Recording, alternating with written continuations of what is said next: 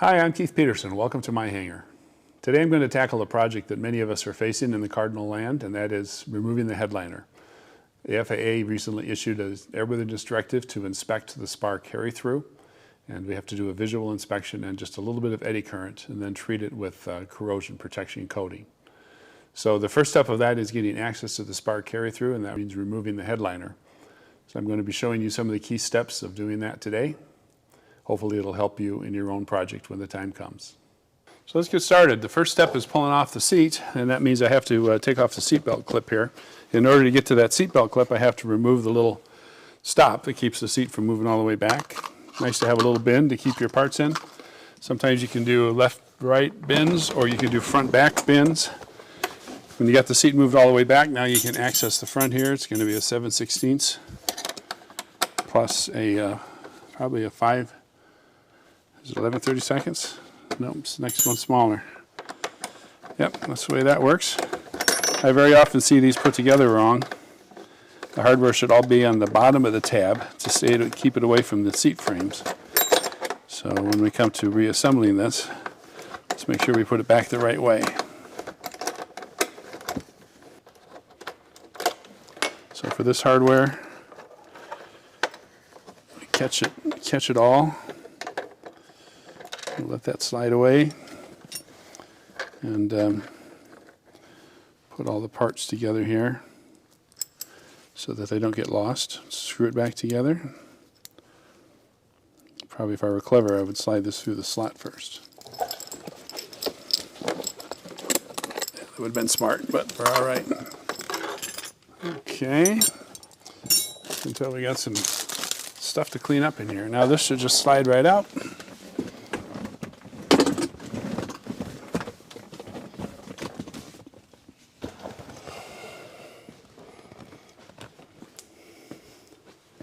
All right, next I think we'll empty all the stuff out from the back seat and under the seats, which would have been smart to do maybe ahead of time. Okay, I unplugged the center console from the airplane, got the headphones wrapped up, and out they comes. So I have the BAS seat belts, and in order for them to pass through the headliner, I have to remove this other side as well. Ordinarily, you may not have to have them completely taken off, but in my case, I'm going to be flying the airplane over for the eddy current inspection. So I need to have the seat back in. I need to be able to fly it again. So I'll actually be putting these back in again after I get the headliner out. Okay, we have 3 of the seat belts out. Slide back tab is out. Now I can get this outside one. The seat all the way back. Okay, that one's out. And we're free. Okay, so it's a good time to size things up here. In my airplane, the front headliner is up first, and the back headliner comes up second. And I've tried a couple times to just try and slip it out. It's not really a good look, and you really need to have full access to the back of the spar. So I'll probably take the back one out first. I might play one more time to see if I can get it to work that way. The next step is to take out the back seat, which is a 1/4 inch. Should be a 7/16 quarter drive long reach socket. I'll just slide these guys right out. Then we get the other side, same thing, 7/16 quarter drive. Now, the back seat frame is a pipe frame. And what I've always found on mine is that it's sprung slightly inboard. So you can't finger turn the bolts unless you push out on the frame a little bit. So especially the first one, you have to push outward in order to capture it. And catch the little washer. Otherwise it'll slide down into the carpet there, and then you'll have to chase it. Okay, so I have some tape here for capturing my screws later. The seat belts are part of the back seat. So I'm going to try to cleverly lap these together so they don't fly around quite so much as they might otherwise, although they still will. So the back seat is hooked from the front. So in order to get the back seat out, you have to push the pipe frame backwards. The earlier ones all have like 6 or 8 bolts that hold it down, but the later ones have this pipe frame that goes under the hooks. So you have to start by pushing back. If you're lucky, it goes easy. And if you're not, well, you'll have to deal with that. Then lift it up and over the hooks, and we should be able to muscle this thing out of here.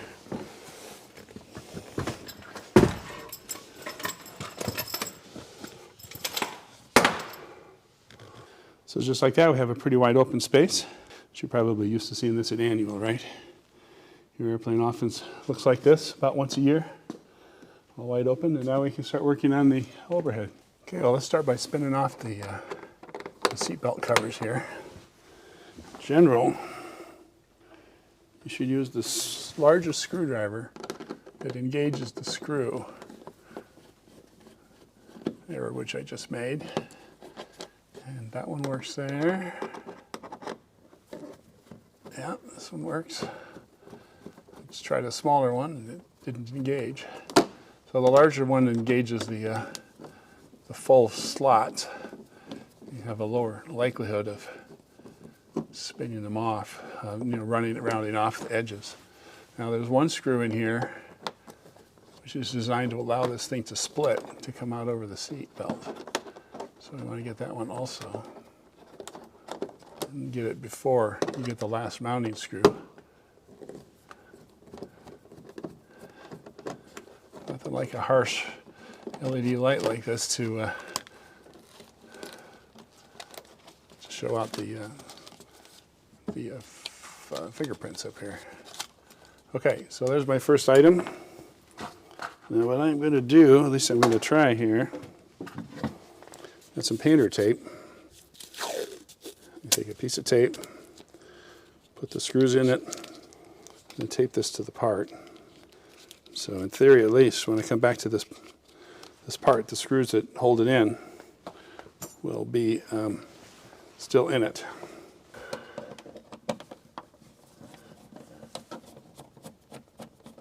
Okay, we started with a splitter.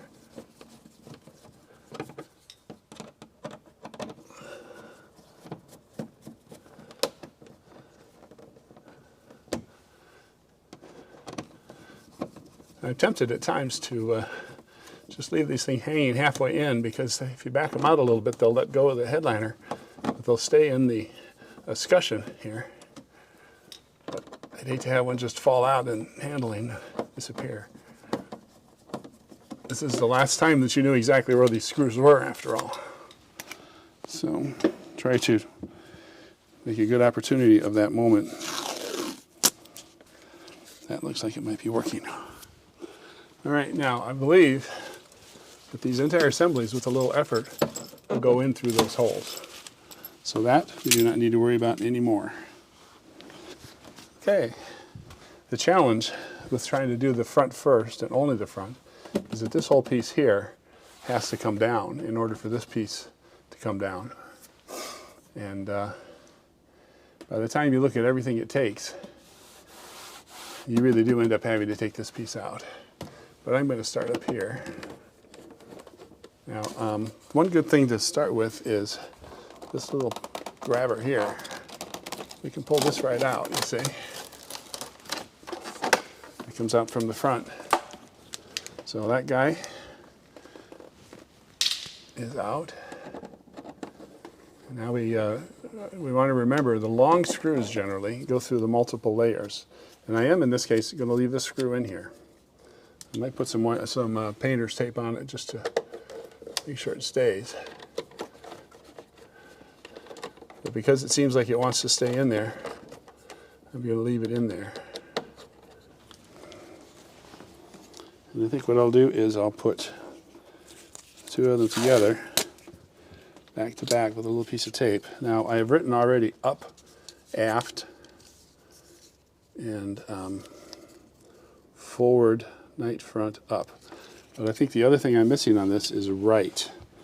So let's see if I can get my pencil out, my pen out, and see if it'll write on here. And it will. So this one is right, forward, up. Okay?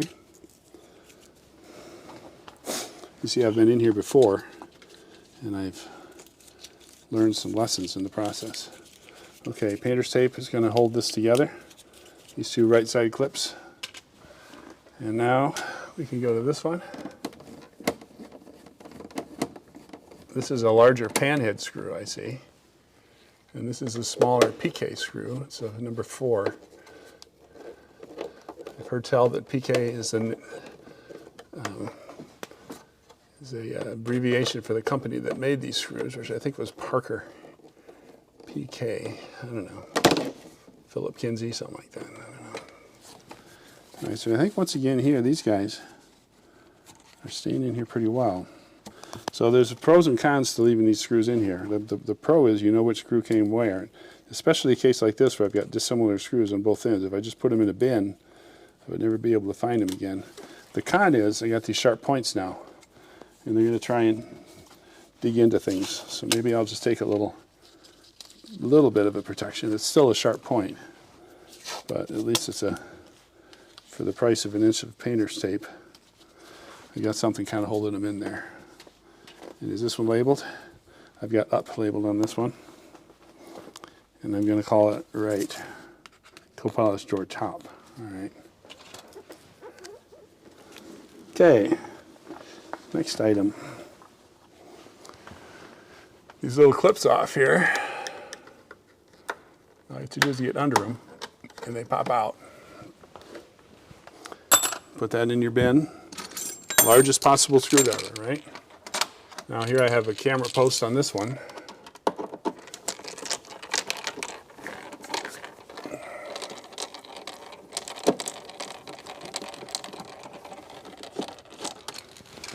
Okay, let's throw this guy out. Now, not all Cardinals have these handles. And not all Cardinals have the rosin visors either. Okay, so I do take the screws out of here. You could paint tape these guys all together too, but those are pretty distinctive bolts. Now, next item. The front area here. Where's my perfect screwdriver? There it is. All right, so now this is a thing that I should have done before. Got a little bit out of order. You flip these visors forward. I have little hooks, as you notice, holding mine in. And we need to get this up overhead center console done.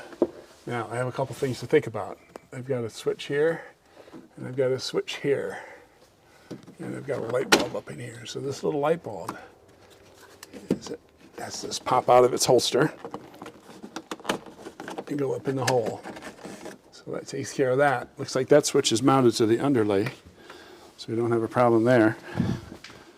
And then I'm going to spin the screws off of this switch so that the wiring doesn't get stressed when I pull this down.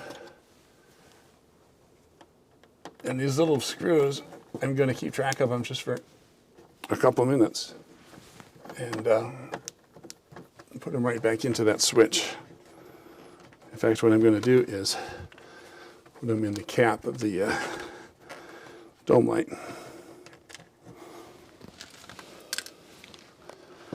Okay, biggest possible screwdriver.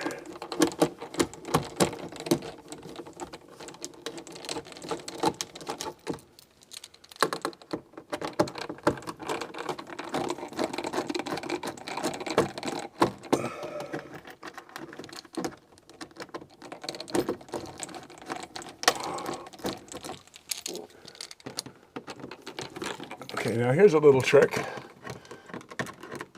When you're doing a system like this, do the extremities first. The far front and the far back. Because those are the ones where doing them last would be very stressful on the part. So you want to, both removing and installing, you're going to start from the middle. Or, start from the middle to install, end in the middle to remove.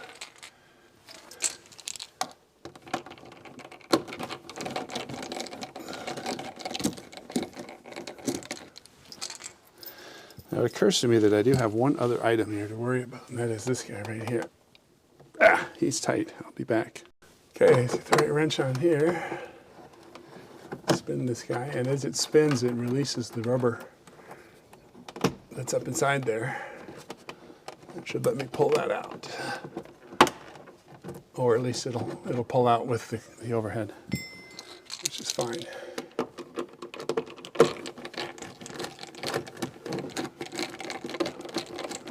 Second to last screw, making a little pile of screws on the ground here. Here's the last screw. We can hold it up from the center.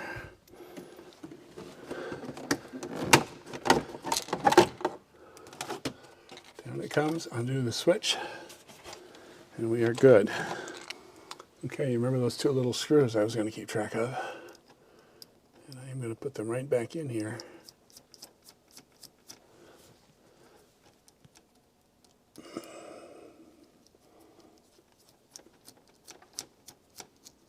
And I think I will put a piece of painter's tape around them.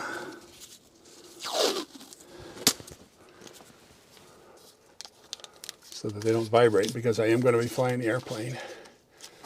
And I'm going to tuck them up in here, I believe. No night flying until we have it all put back together.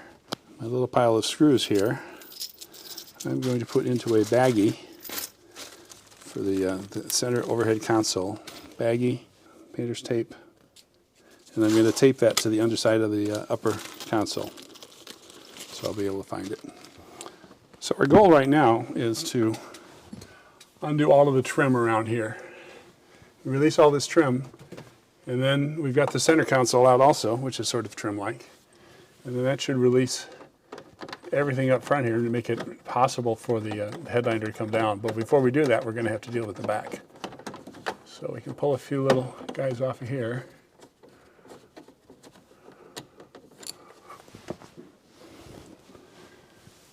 And here you're going to wish that you remembered which screw came out of which one of these holes.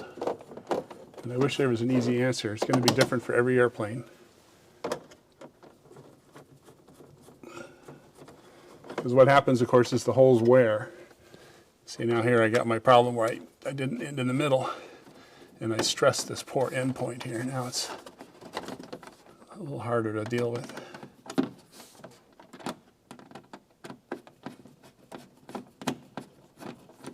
There we go. Let's try my tape check here. What do I do? Half the tape. Take the dust off. Half the tape. Drop in the screws. Other half of the tape. Yeah, I think that'll work. Make a little pile of parts here, and then as I get it go along, I'll move them over to the piling them in the back seat. All right. Now this whole thing pops out of here. There's no more screws holding it, and the visor comes with it, the visor. So it just rolls right out like that. See? There's no more screws left. And it'll go in with a little more difficulty, but pops out pretty easily. And I'm going to move this whole thing as an assembly over to the resting place for my parts, along with the parts that I've already pulled out here, the other parts. Okay, we repeat the process on the other side. Get under the corner here.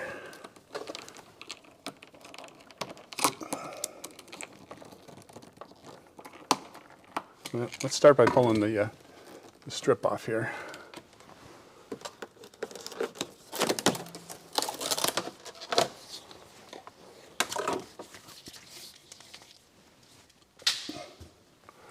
It gives us a little bit better access. I really should have a flat blade screwdriver here to pry on this, but it shouldn't be necessary.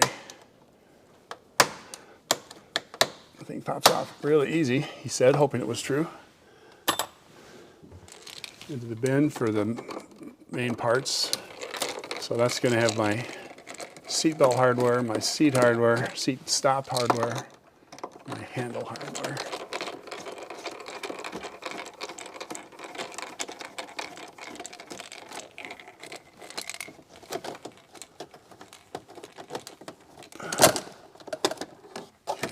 Handles are sitting up front here, so I need to move those back into my pile of parts also. Okay, back to the trim screwdriver. Let's get this guy here. Again, I'm going to leave that inside the part. These are the little guys that people refer to when they're old as paperclip, or I'm sorry, potato chip parts, because in a lot of ways they are very potato chip-like. All right, so here's my other potato chip, and this one is marked left front. See, I got the whole left-right thing figured out, but I got time to get to this side. And I suppose if you only mark one side, that's probably okay, huh? Left, and I have op, top. So again, I don't need to put rear because I have front on the other one. So that's a minimalist form of documentation. Back to back, paper tape, caution, sharps. I guess that's a medical term, right? Okay, small screwdriver. We're going to get this little guy here. I'm not sure if you're in view on the camera, but it's the little, the rearmost one of the strip right above the pilot door. And I think we're back in view now. Number 4, PK screws. So as these things wear, you know, if they make us inspect these things every X years or something, then we're going to be dealing with recurring insertions of these parts. And these things, as they wear out, you'll keep putting in slightly larger screws. Or you could do like one member did, I think, and replace them all with nut plates or riv nuts or something, which is an interesting idea, but overkill, I think, at this stage. All right, a little bit of paper, a little bit of painter's tape to hold the screws in. A pile of parts up front now. Okay, so now we pull this left upper. And here I'm going to make a little pile of parts in my hand, a little pile of screws. Now this one right here is the hardest one to get. This one is very nicely done. And when you go to put this one in, what you'll notice is if you look in from the outside through the windshield, you can see the tab that it screws into. And it can help you line up the screw hole. I don't think I'll show you the whole reinsertion process. I might, but it's mostly just reverse all these steps and learning how to use an awl to line up the screws. So I'll probably show you that part without showing you all of the detail. All right, 3 screws, painter tape. We got them captured in here. See how I'm doing that? So the screws are right there. And once again, now this is loose. There's one more screw here that was hidden underneath the trim. So I don't know if that's a difference between the left side and the right side. It might be, but I'm going to remember to put this screw on here so that I'll have to wonder where that screw came from and where it went. It's separate. All right, so now all the screws are out of this. Once again, this guy just rolls out and slides back, just like that. So I'm going to grab my parts and go put it back in the pile. Okay, I think we're about half done. Maybe a little bit more. And I'm starting back here because we are going to need to remove these back panels. Now on this one, it looks like I can leave the back bulkhead in. So we're just getting to get the screws at the very tail here. And I think that this is a part that I'm going to need a bag for all the screws. I'd like to remember that that top one at the back there was a larger screw. The others are all pretty small. There's a screw missing here already.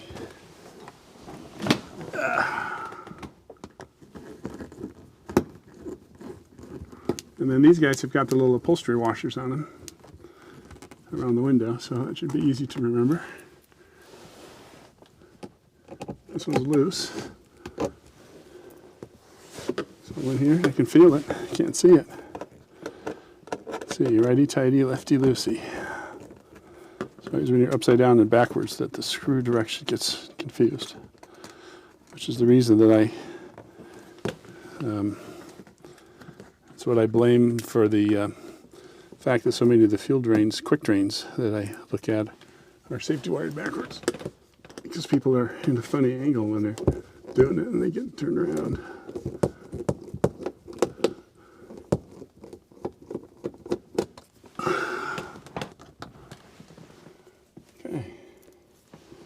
think we're getting there. So I don't know if you're like me, but I kind of collect these little bags like this. I have a little pile of them. And I've upgraded my tools here. I got a flat-bladed screwdriver that ought to let me get this guy off a little bit more easily. There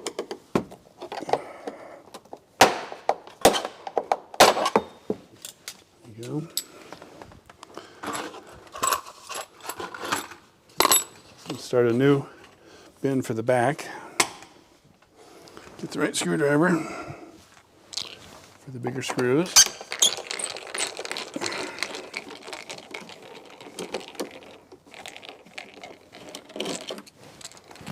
Number 10 flatheads. They always seem like they have adhesive or something on them. They're like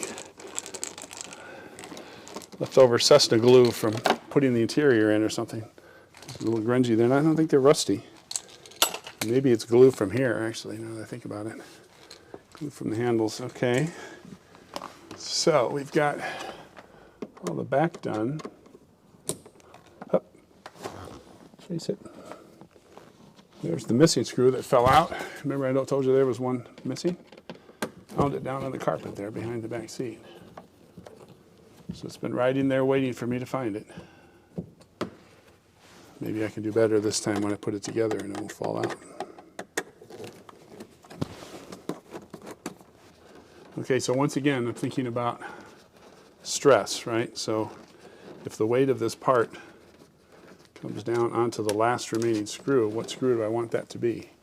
The other thing is I've got washers in the upholstery here. I want to make sure those don't fall out. Okay, so I don't want it to be this screw, so I do this one first. Now this one feels like it's spinning. To get under it to get a little purchase so that it walks out. And then when they drop down into the seat rails, it can be hard to get out. All right, so I'm going to get this one next.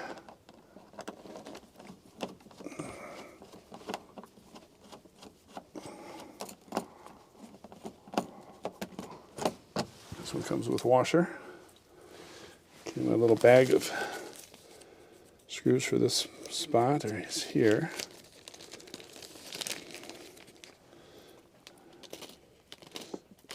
And I do it over someplace that if I drop them, if I miss the bag, I can find them again. There should be one more right here, yep. Okay, it's starting to get a little loose now, you see. It popped out there. This one. And this should be the last one here, I think. I'm kind of scanning to see if there's anything that I missed. Just like that. The whole side opens up. Put my two washers away, my last two screws away.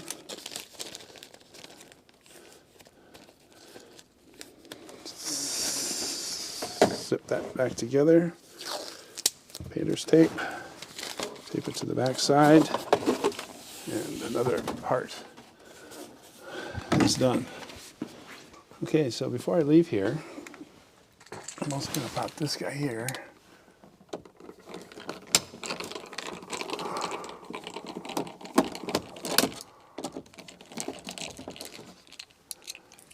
Because even if you try to play the game of leaving the back one in,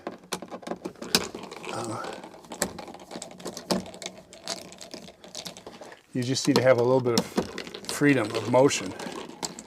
And once you get to this point here, where you've got the vents out and the rear cover out,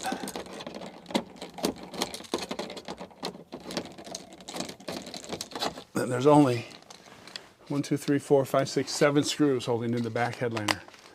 And at that point, what are we really talking about here, you know?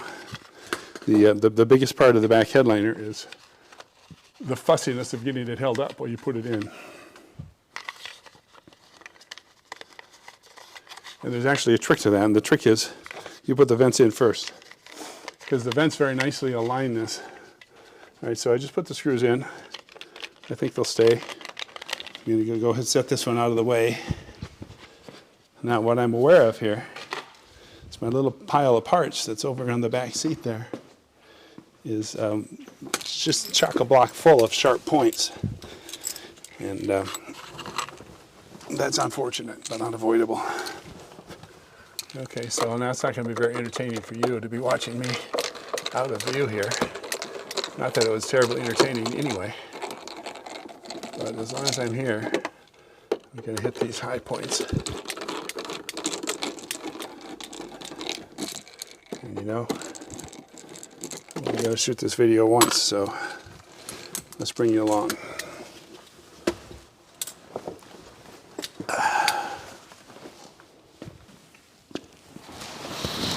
Okay, that's my little port contortion trick for the day.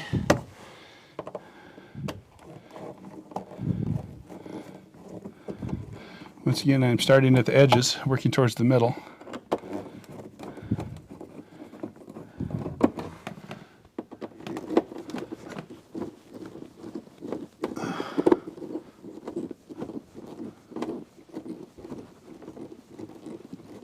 This one's starting to strip.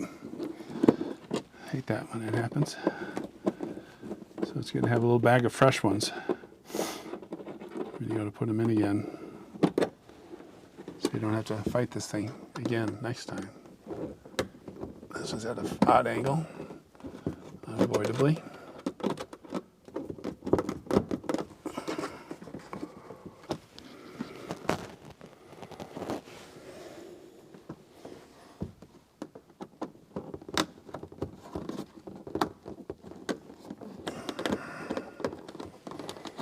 Sometimes these things have a little flex in how they come out. Like that, you can just kind of walk it over. Because it's not all about threading into the aluminum, it's partly about working through the upholstery and catching this little piece of strip that goes along the side. I don't know if you guys have installed these in yours, but Plain Plastics offers this little edge protector strip. It's a very nice little finishing touch. It just takes a little extra effort to put it in and to keep it installed. So I had that bag. Now, I have to be careful when I'm doing something like that because, as you may know, I had a kidney transplant. My kidney is right on that right front part of my belly. When I reach for something like that, I have to be careful that I'm not pressuring my kidney. They mount them on the front side, and they're not out of the way like the ones God gave us. Okay.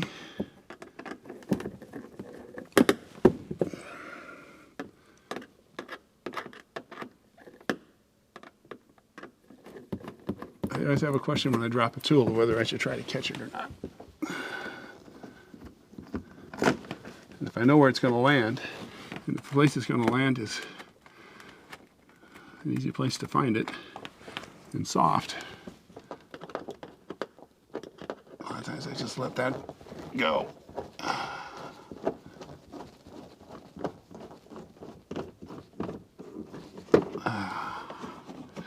All right, so while I'm here, I'm answering myself the question of whether I should go ahead and spin out these headliner bolts here, the rear headliner bolts. And I think I will. I mean, them right here.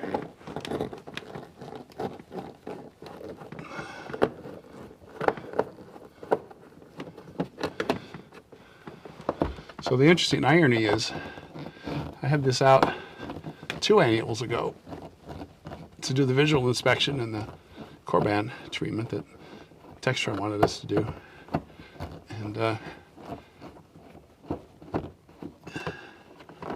And then at annual, the next annual, I did the upgrade to the Surefly ignition system, and they needed a new power line to go to the back, and so I had to take part of it apart. So this is 3 years in a row that I've pulled up some or all of my overhead console or headliner.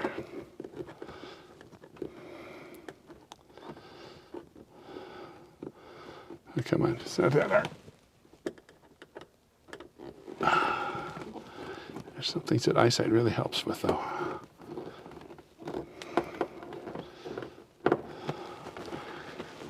Okay.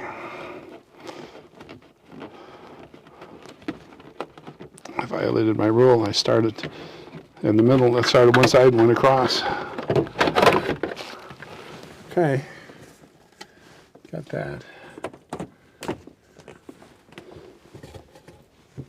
I'm going to put these screws, I think, in a separate place. I've got another bag there. All right, so this is all, not all loose. I've got more of these down here to do. Check before you leave.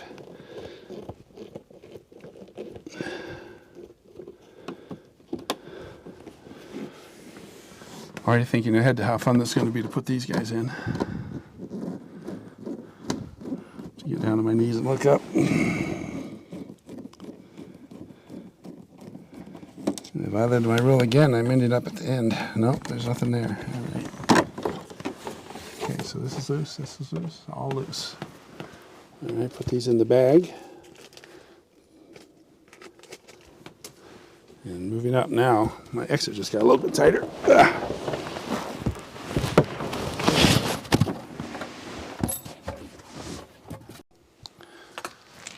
Okay, let's take the vent out.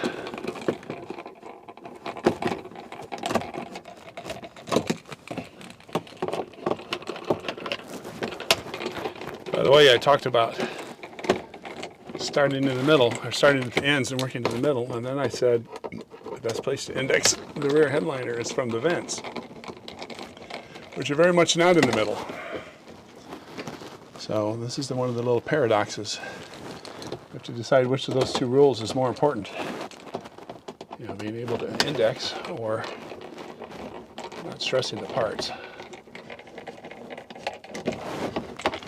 So I look forward to hearing how you each choose to resolve the conflict between those two. Okay, we're back to the little screws. Again, starting at the corners.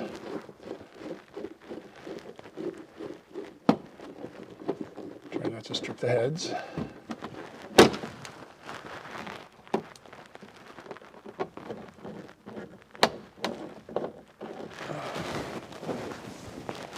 I'm not sure that was in. I guess it was a little bit. All right, bag. Get these out of my hand so I don't drop them somewhere. All right, so once again here we have a switch challenge. I thought I brought along a little screwdriver, there it is. So we've got this switch on the back that runs a courtesy lights, at least some of us do. It's optional, so anybody with a lighting package or the RG2 package, get this little switch. And this, by the way, is a switch that's very often lost in this process. It's very frustrating to get the whole interior all put back together, all the seats in, and go off to a fly-in and go to show somebody how the courtesy lights go on and have the switch be missing because you forgot to reinstall it. So don't forget to reinstall it. Okay, you got those. Once again, I'm going to put the switch, well, I don't think I will now that I think about it. I'm going to leave the switch screws out. I think this is my last, no, it's not. Shoot. There's one more screw down here at an edge. But you see what happens as soon as you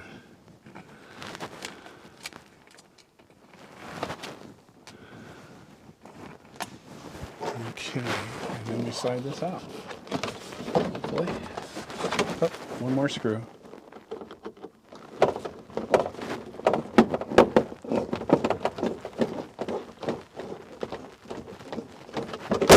Alright, that is a little bit sticky, and we got the last part.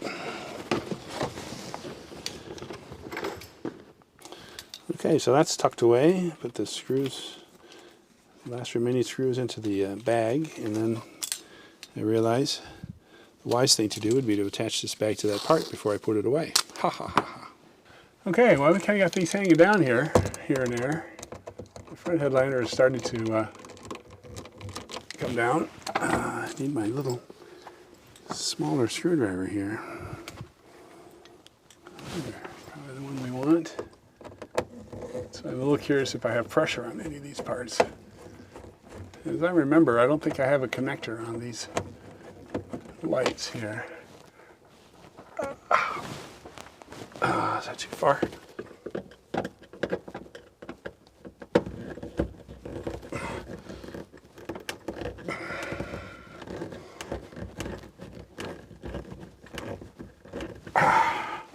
Yeah, it's a little too far.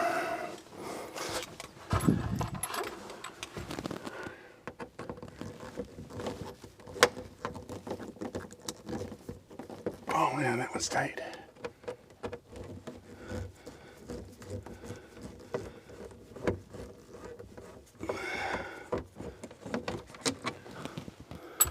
Oh, wrong spot. Okay, well, what are we going to do about this one? Let's try a different screwdriver. Huh. It is really jammed up in there.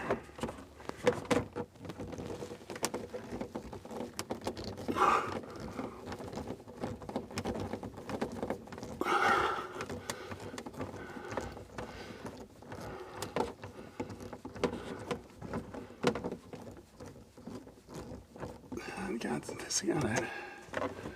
Okay. Oh, I do have a connector. How nice.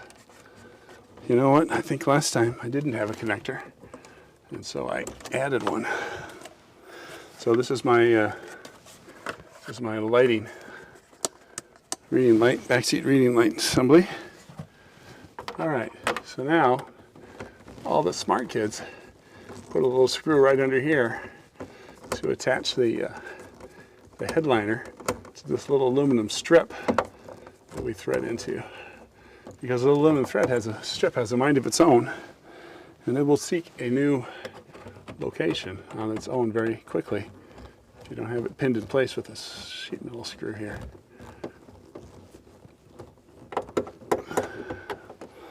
I think I need a new one of these screwdrivers.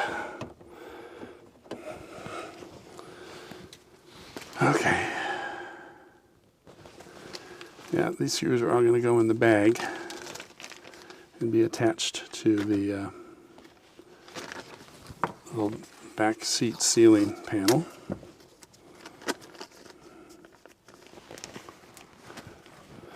So they can stay together.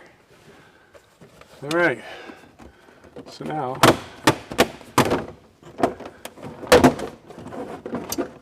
this guy wants to be free.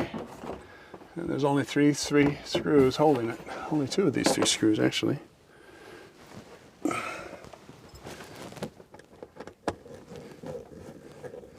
So these are the ones that are easy to take out last, but hard to put in first. So it shall be.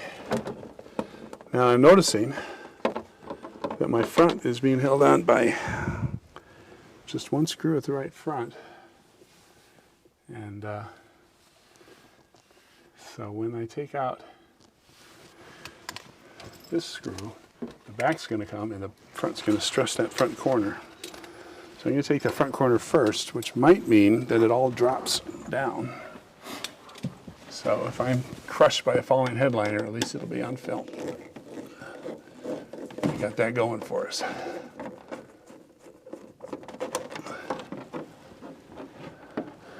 All right, so now you think this guy can slide out? Yes, it will. So that tells us it is possible to get the front headliner out on my airplane at least, without the back one being completely out.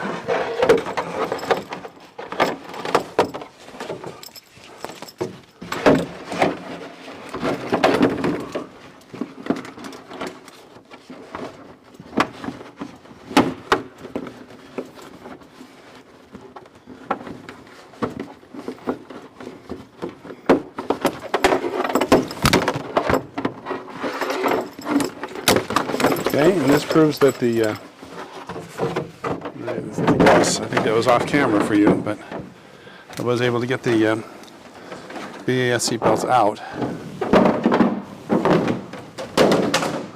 Okay, the front is out.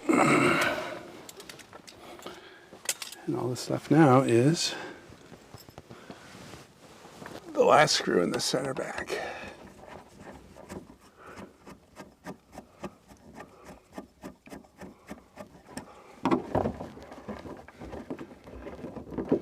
So I think by the time you got down to where you could get the front out, there'd be so little holding the back that you would not want to be moving the airplane around. So for those 7 screws, I think we've done a good thing here today. Okay. Headliner out, and our work here is done.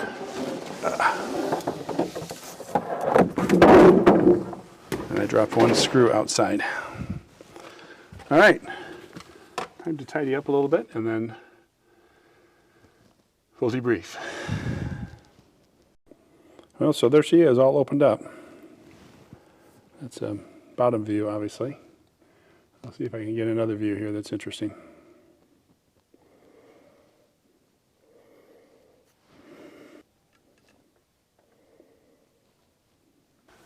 Okay, well, here we are. Headliner's out. We're ready for the eddy current inspection of the kick area. As you can see, my spar looks better than the new ones they put on, and nice golden hue on it. You can be seen through. This is Corban 23 on here, on top of factory anodizing.